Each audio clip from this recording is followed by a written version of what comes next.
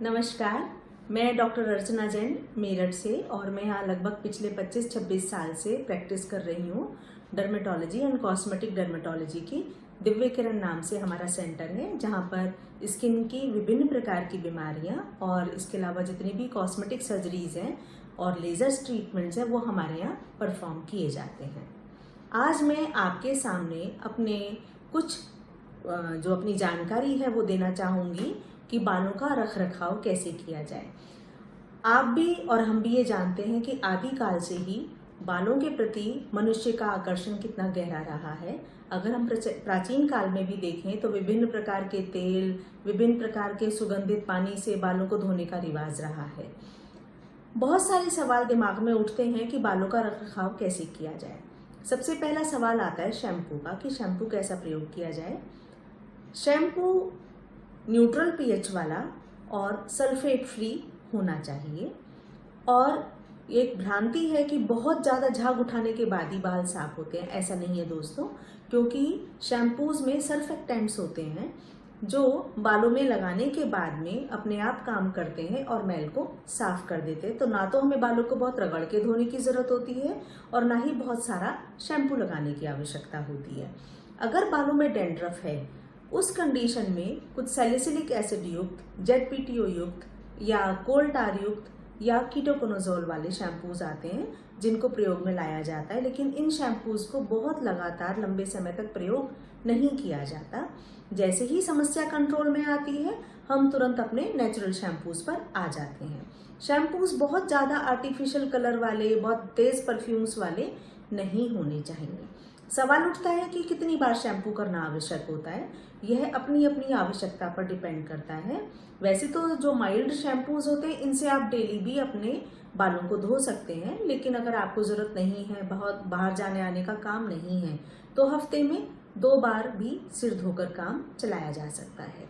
बात आती है कंडीशनर की, कि क्या कंडीशनर आवश्यक है। हाँ, हफ्ते में कम से कम 1 बार कंडीशनर अवश्य रूप से प्रयोग किया जाना चाहिए।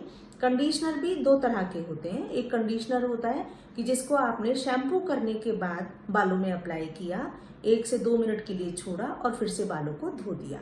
दूसरे होते हैं लीव ऑन कंडीशनर, जिनको बालों को धोने के बाद में हल्का सा टॉवल ड्राई किया और थोड़ा सा हाथ में लेने के बाद में जो सीरम वाले जो कंडीशनर होते हैं और उनको बालों की लंबाई में लगा दिया जाता है। रूटीन में हमें सिर में पेप्टाइड सिरम्स होते हैं, उनको आप रूटीन में लगा सकते हैं, तो उससे बालों की क्वालिटी कंट्रोल में रहती है और हेयर फॉल भी कंट्रोल में रहता है। सवाल उठता है कि बालों में तेल, क्योंकि बहुत समय से बालों में तेल लगाने का फैशन है, लेकिन बालों में तेल लगाने की कोई आवश्यकता नहीं होती। लेकिन अगर आप इसके हैबिचुअल हैं, आपको इसकी आदत है, तो आप हफ्ते में 1 बार सिर धोने से पहले, घंटा भर पहले बालों में तेल लगा सकते हैं, लेकिन बालों में तेल की कोई आवश्यकता नहीं होती। एक होता है कि बालों को कैसे कॉम्ब किया जाए।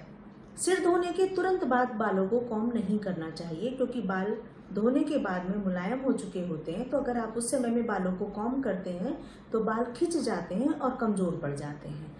तो इसीलिए अगर लंबे बाल हैं या आपके बाल उलझ जाते हैं, टैंगलिंग हो जाती है, उस कंडीशन में आप बालों को पहले अपनी उंगलियों से सुलझाएं। उंगलियों से सुलझाने के बाद मोटे कॉम्ब से 1 बार सुल कर दें और बाल सूखने के बाद ही आप उनको प्रॉपरली कॉम्बिंग करें।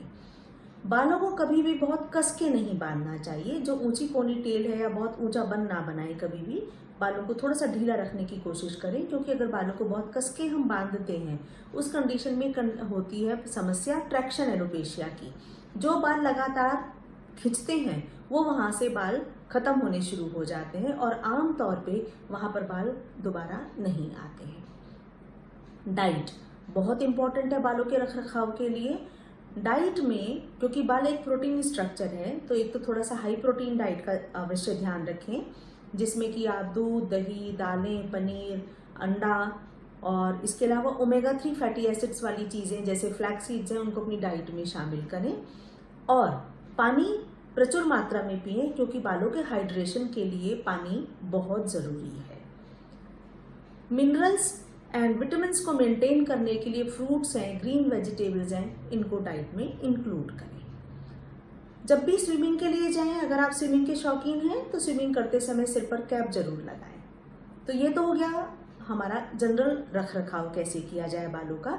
अब आते हैं जो बालों की बहुत कॉमन समस्याएं हैं, जैसे हेयर फॉल। हेयर फॉल एक तो होता है diffuse hair loss. Diffuse hair loss में पूरे सिर पर से धीरे धीरे धीरे धीरे पूरे सिर पर से बाल जाते हैं। ये मेल और फीमेल्स दोनों को अफेक्ट कर सकता है। और डिफ्यूज हेयर लॉस का एक बहुत इंपॉर्टेंट कारण होता है हार्मोनल इम्बैलेंस, जैसे थायराइड की वजह से भी पर समस्या आ सकती है।